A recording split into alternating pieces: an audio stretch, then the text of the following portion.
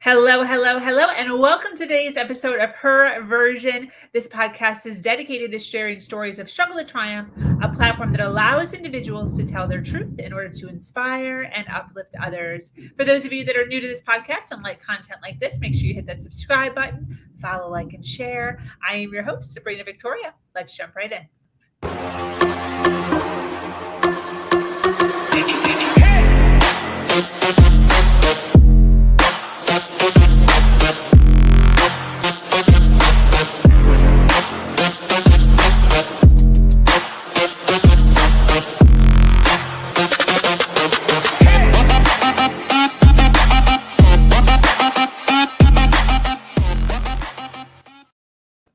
Thank you for joining us today for this episode of Her Version. The Her Version platform is built on storytelling and the understanding that many times our greatest learning experiences come from listening to other people's stories. Today, I am speaking with an amazing woman named Marleen Redhead. From an abusive home to an innovative strategist, consistently praised by management for providing top-notch technical quality and production leadership to assigned team. Marleen is an influential and forward-thinking professional with a track record of success directing teams and resources behind complex programs and initiatives. Recognized as a trustworthy leader and versatile agent of change, she is here today to share her story of resilience and strength. Welcome, Marleen. How are you today? I'm doing very well. Thank you so much, Sabrina. Yes. Thank you for being here. Thank you for taking some time out of your day to sit down and chat with me. I so appreciate it. I would love to start off by just jumping right in. One of the first questions that I love to ask my listener or my guests is, what is one of the greatest challenges that you have been through in your life? And what did you learn from that challenge? I was like in the introduction that you said, I was unfortunately abused, and not only me, the whole family, and not only physical abuse, like mental abuse and psychological. So there's a lot of abuse in the household, and I'm a child when it's happening. Right, my brothers and my sisters and all that, we're all in this. So it's not just one type of abuse, it's multi-level. Yeah. And the reason I'm saying this is because your past does not have to dictate your future. You can rise above this. You can get to what you need to do, because honestly, the past is the past. You should learn from it, of course. You should and express that storytelling aspect of it, but don't do it in a, oh, this happened to me and blah blah blah and pity party. Just like, let's take the overwhelm by overcoming our issues, our distractions, because there's so much more for you, because you were meant to be here. You weren't meant to be abused. You weren't meant to be taken advantage of. You were meant to be here for something bigger and better. And the fact that you already know this intently, know this in your head, is the route to leading, helping, getting people to understand where you're coming from without it being a pity party. So that is the biggest chance, to get people to realize it's in them already. They are here for a purpose. They're here for a vision. And no matter what happened, whether it's abuse, whether it's alcoholism, no matter what happened, use that as a stepping stone as opposed to an obstacle. 100%. When did you recognize that? When did you actually come to the realization of, whoa, this is not good? However, I can't let this be the end of my life, or playing the victim. What age were you when you finally sat down and you were like, I'm not going to let this determine my future? Right. It's funny because I am not a prodigy or anything, by no means. However, I was a very intelligent teen. because I was in school, not school, I was in high school when I was 10 years old, for example. Wow. So it's not that I didn't know, because I'm using my own intelligence to tell me this is not right. This shouldn't be happening, right? So when you already have that in you, and most of us already do, but when you have trauma and challenges and issues overwhelming you, you just think there's nothing more for you, and you go down that rabbit hole. So I'm saying this because we are all here for a purpose. I want to talk to my quote unquote ideal client right now and say, you're meant for more, you can get more, and you can use your story of abuse, trauma, etc., to pinpoint you to where you need to go. Because I doubt that because you were abused, you really want to be abused. Oh, I was abused, let me just stay abused. I don't think so. So it happened. Recognize that it happened, but also recognize that it's not your story. Yeah. That's just an element of your story. And you can Yeah. use that story to lift up other people, to help other people. Because guess what? People need to hear your story to bring them up. Just like your client right now. Your client, the gentleman. He needs to hear you. He wants to talk to you for a specific reason, because you have a story to tell and you want to use that to help him. So just the way you help your client, I'm going to help my ideal client to recognize that you did not. I lost my train of thought. I'm sorry. That's okay. That's okay. You were talking about ideal clients and not staying in, like not staying stuck. Exactly.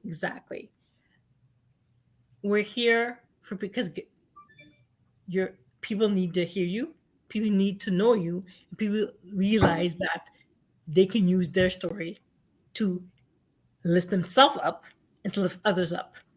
Yeah. So it's really the altruistic, if I may say so, of storytelling that combines with self-development and personal growth. Yeah, definitely. So how old were you, do you think? Were you a teenager? Were you really young? Were you in your 20s? Like I said, I was always smart, quote unquote, but when it came down to the nitty-gritty, I would say I was about 13, 14. Wow. 13, 14. And I have to say that because, like I said, I'm not to show off, but I'm really intelligent. And I had to use my intelligence to, like, this shouldn't be happening to me, this shouldn't be happening to us, what's going on, etc., etc., etc. So Yeah. when I realized this, and this also comes into my whole career has been project management. My entire career has been project management, project lead, project coordinator, the whole career. And I'm saying this because we look at things differently. We look at things analytically, look at things strategically, we look at things holistically. So when I do this, I'm going back to my teen years of, this is what happened. This is why this happened. I get it now. So it's all coming back to the story of how did I get here, what's happening, and what can I do to uphold myself, but at the same time to help others. Because that's the goal, to help and to serve others. That is the goal. So I can't serve you if I don't listen to you, if I don't communicate with you, if I don't hear you. I hear you. I see you. What is the issue that you're having? That's really the number one factor, the communication, the attentive listening. Yes. What do you think is the number one lesson you've learned about life? It doesn't go according to plan. Yes. Share your journey. Like I said, I was without a career for a whole month, Sabrina. And I had to do meetings and conferences on my phone. And my phone is cute, it's all cute, but because the phone, I can't really see because they're so small. So I'm like this and trying to find out. I'm going blind because of this. I'm going blind. So, on top of that, I was also in a car accident. That did not help my situation at all. So, the lesson I've learned is to be open and to, like I said, communicate, but also to really listen because it's your ideal client that'll tell you what they need. It's not you telling them what they need. They don't need a lecture, they don't need you to boss them around. What they need is an attentive ear, a considered ear, and a compassionate ear so that they can say that, yes, you heard me. Yes, Yeah. you're listening to me. Perfect. Did you have times in your life when you didn't feel heard? Where should I begin?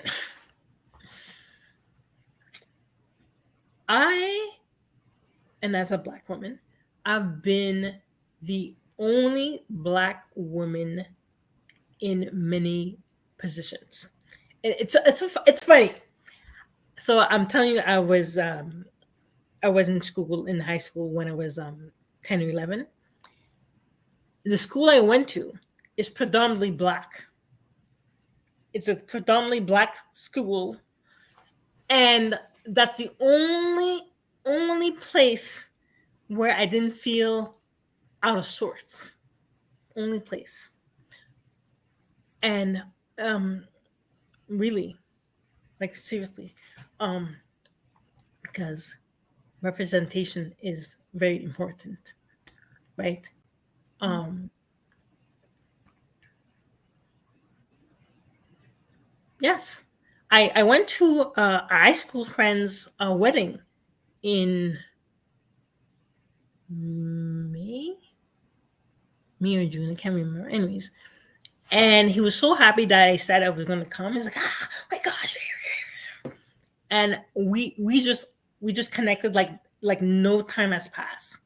That's my buddy, that's my friend, and we just talked and talked and talked and talked, and it was like, oh, perfect. And we just connected because that's my friend, that's my buddy. And like, oh, he went to school, whatever. And the fact that we can talk like no time has passed was just perfect. So when I say I'm looking for ideal clients, it's to really get the aspect of representation out there, recognition out there, so that we do not struggle while moving up the ladder, while getting our voices heard, right? Because at the end of the day, it should not be a struggle. If I say, for example, if I say I have an MBA, which I do, oh yeah, sure, send me your not the resume, well resume, the degree and whatever, blah blah blah. That should be it. I shouldn't have to prove myself beyond that, right? It's a legit degree with legit credentials, and you can search it, right? So the fact that we always have to prove ourselves, I'm specifically talking about Black people because we do. The fact that we always have to prove ourselves, we always have to um, undermine ourselves just to make you feel better. That is not right. And it's not right because not only because of race, but because I'm a female. So you're already putting me down because I don't fit that dichotomy of white supremacy, let's say, to just really nail down. So that's what I've learned. And when I say I've learned, this is recent. I was at a job and the manager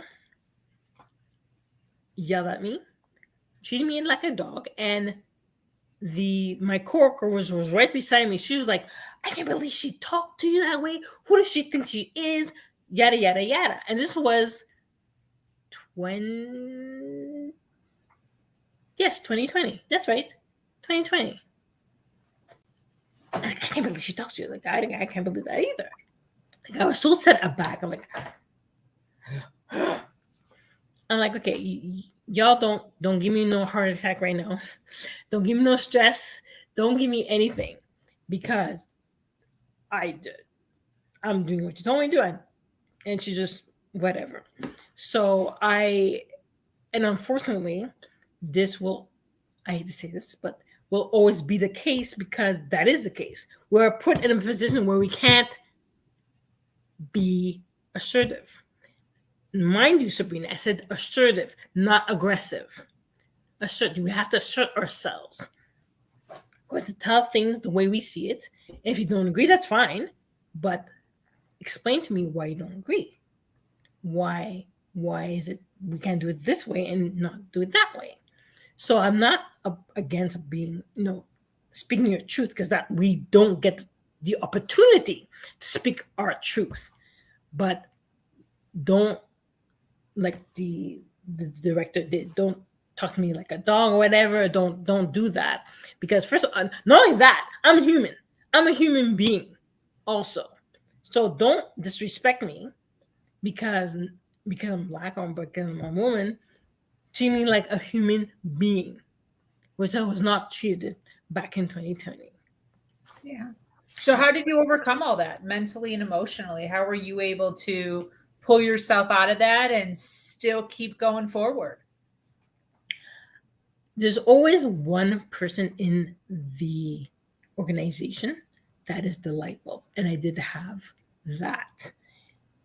He was the manager, and he's like, I'll do this, you do that, blah blah blah, because he had problems with this woman as well. So there's always one person. I say that because there usually is only one person, but there's always one person that will kind of lift you up, help you, and just be with you. So I'll just say it's very important to have an ally within your circle, because when the thing hits the fan, you need that ally to help you, to guide you, and to, yes, Marleen said this. She said this last week. Yes, Marleen did this. She did this 2 pages ago. So have your ally with you. Stick to him or her or them like glue, because if something happens, they have your back.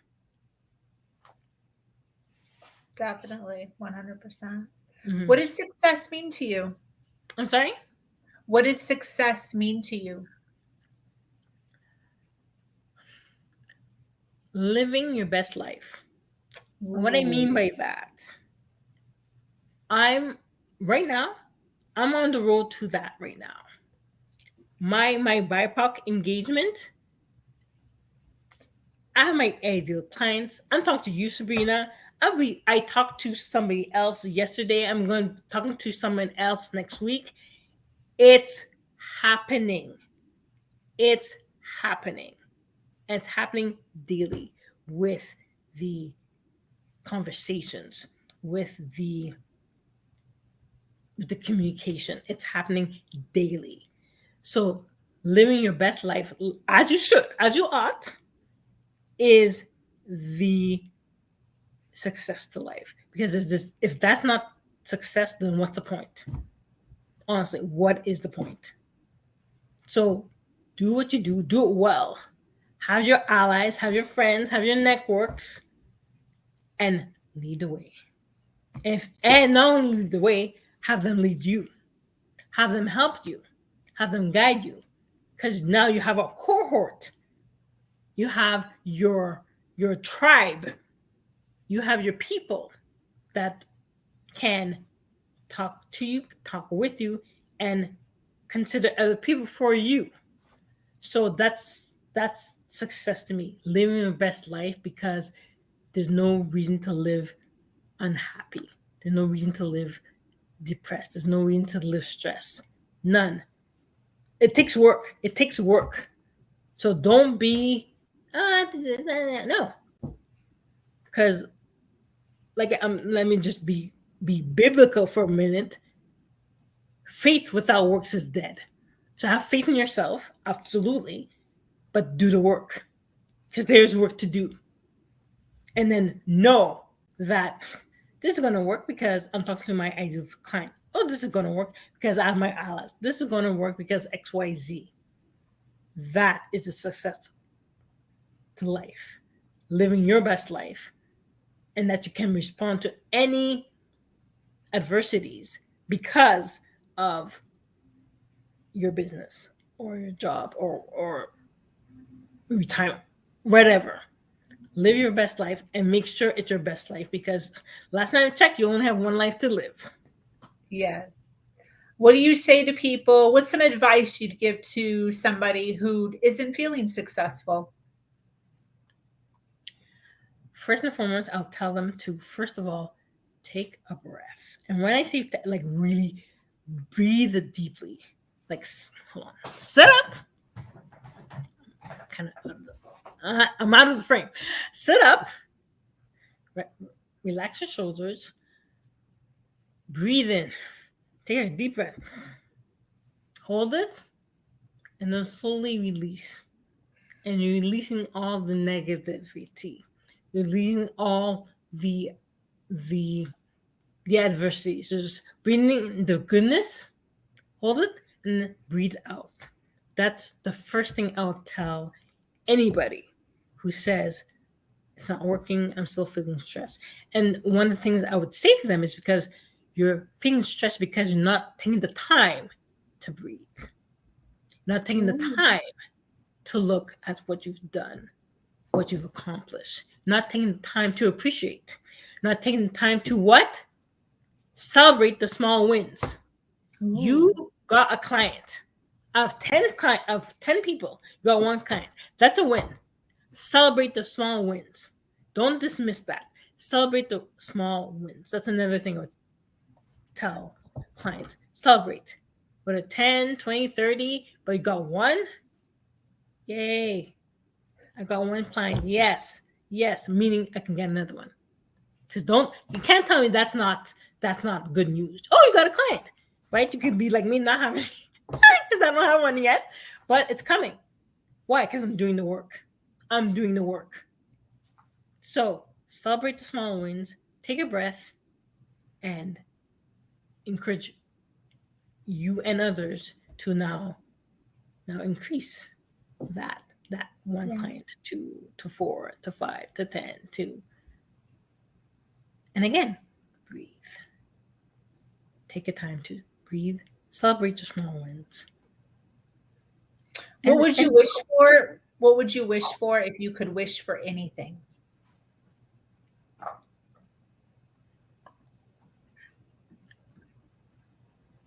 That's a good question.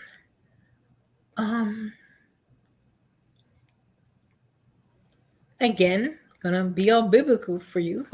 I wish I can be more like Jesus, because Jesus also had a purpose. Jesus also had a plan. When I say you have a plan, you have a purpose to be here. You're not supposed to live stress and anxiety, right? That's not the plan. Yeah. But Jesus came, and the plan was to die for us. That was his plan. So let's appreciate that plan and be very grateful for the life we have to live right now. Because who knows? So you told me that there's a storm by you, Sabrina. Is that what you said? Is that what you said? Mm-hmm. Okay. You can slip from the storm. Yeah. And you can be, for example, or not even slip. You could be in the car, and you see it, there's a wind or something. Whatever. Anything can happen. And I say that because that happened to me. That's what happened to me. So I'm thanking God all the time that, first of all, I'm still here. Thank you, Lord. I'm still here because of you. And I'm hoping to connect with more ladies, more queens. Let me just call them queens because that's what we are, queens, so that they can overcome the obstacles. They can overcome the anxieties, right? They can overcome the overwhelm because that's what they're here to do. One step at a time, one breath at a time. And just because when you're gone, you're gone. So Yeah. let's not wish, let's do. There's no wish, just do. That's great. So tell us what you do. Tell us about your business. So I serve strong Black, well, not just Black, BIPOC, meaning Black, Indigenous people of color, so women of color, to speak their truth, like I just said, speak their truth, to own their space, so that when they want to go after that corporate ladder, go up the corporate ladder, they have the tools and the techniques to do it. They have the breath, they have the stamina to do it because we all have that in us right now. So my business is to help the BIPOC women, Black, Indigenous people of color, to own the space. When you go into a room, whether it's virtual or an actual boardroom, people will see you because your character will be displayed. Your demeanor will be displayed before you even open your mouth. Why? You've heard that expression, oh, she owned the room? Yeah. Right? Yeah. You own the room because of your demeanor. The way you, without even saying a word. And then when you do say a word, it's with confidence, it's with prosperity, and it's with demeanor. So when you do say something, everybody's hanging on your every word because you came in the room and you own that room. So own your space, be confident because it's in you. Why'd you decide to do this? Well, Sabrina, sorry, there's a fly. Back in either 2019 or 2020, right when the pandemic was happening, a young woman, professional woman from Montreal, Canada, had to buy some hair care. And she was introduced with a big X and said non-essential. However, every other hair care was readily available. So she went to the manager, saying what's going on, went to a supervisor and manager, and nothing was done. It wasn't until she went to the news, it wasn't until she went on social media to complain, and she took pictures and whatever, and that. That's when the CEO replied to her and said, "We don't know what happened. We don't understand. Please accept our apologies." Blah blah blah. And that's what I was saying at the beginning. Why do we have to go through the "you don't believe me"? Why do we have to go through that? If I say this is my hair, I can't use what you use. Just why? And to this day, they didn't explain to her why. So when I read that, I was enraged, as you can tell. And I just, why is this happening? What's happening? And I did just a quick study, and there's more women of color in Montreal based on the 2019-2020 census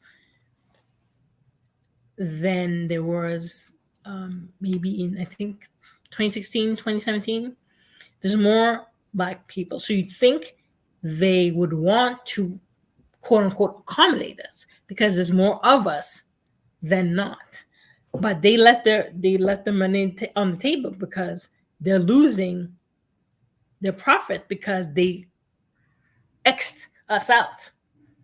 So when I read that and saw that, this is how BIPOC engagement came to be. because I do not want a little girl to say, "Oh, mom, I can't wash my hair because they don't sell my shampoo," for example. Yeah. Yeah. So I want to raise awareness first and foremost, and that this is happening and that we're being excluded, but yet there's more of us in 2020 than there was back in 2017. So the population is growing and it will continue to grow. So much so that one of my former supervisors at Canada Post has just been nominated to be a Supreme Court judge. And she's indigenous. Thank you. You reminded me. I have to post that. Actually, I have to post that. She is indigenous. And I remember working with her, and she's all it was the family legal department in Canada Post. And I remember her working with the families, being together with the families, giving strategies and workshops and everything. So the fact that she became the first indigenous to be nominated, first of all, no surprise to me. But I have to post this because how can she be the first? But the indigenous people were here for how many decades? First settlers. Hello. So, but and also there's another one.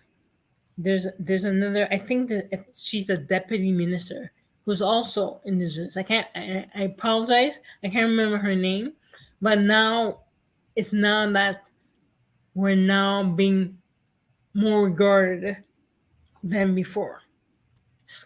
So when I saw that, like, I have to post this everywhere, let people know what's going on, because now's our time. The time is now. We can't be silent anymore, because when we're silent, it doesn't do anything, right? There's still tribes, indigenous tribes, that don't have clean water. Yeah. Right? I can just open my pipe right now. Don't have to boil it, don't have to do anything. But indigenous tribe in Montreal or in anywhere in Canada, they still have to like boil water. So the time is now. The time is not to stay silent, and that now is the time to bring awareness to this issue of indigenous people, of Black people, of women of color.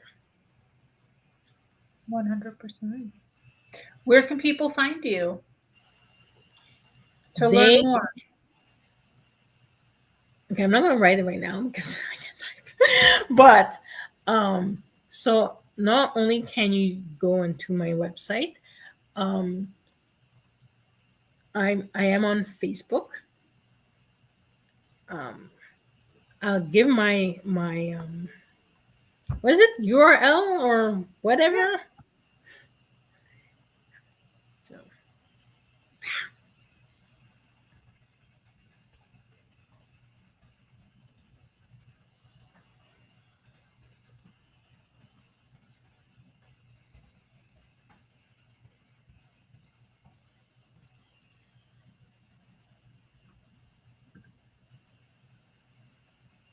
and Ooh, Marleen Karen. What is yes. that? So when Facebook came to be, Okay. it's funny. I actually didn't want people to find me. So Okay. Marleen Karen is my middle name. It's like, no, nobody knows that my middle name, blah, blah, blah. Let me just do that. Everybody found me. Everybody. Like, okay, that didn't work. But it's good because now I want people to find me, actually. Yeah. I want people to find me and to see me. So that's my URL. And I'm going to be on there talking with people. Oh, speaking of newsletters, I had a newsletter a few months before the accident and me being down. Um, which is also on Facebook. I do it. It's called. I should put it in my stories actually. See, I'm talking to you, and you make me remember things. Thank you so much, Sabrina. It's Yes. called Mogul Mondays. Mogul, MOGUL.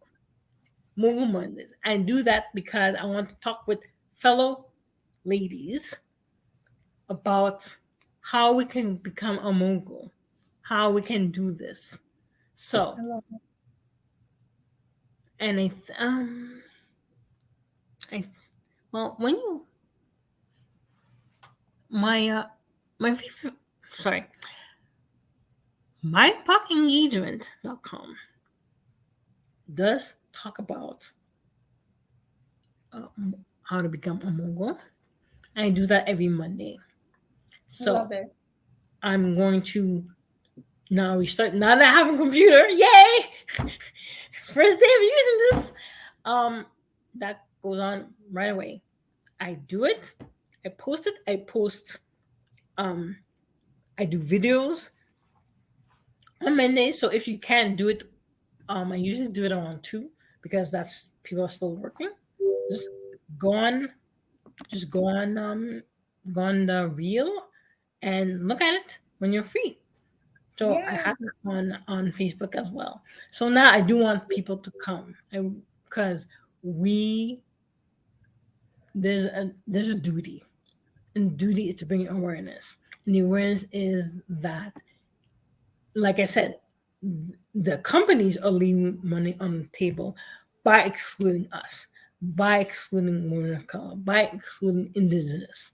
They're the ones who's going to suffer because we are here for the business. We're here to be a mogul, and we're here to for representation. Just like my former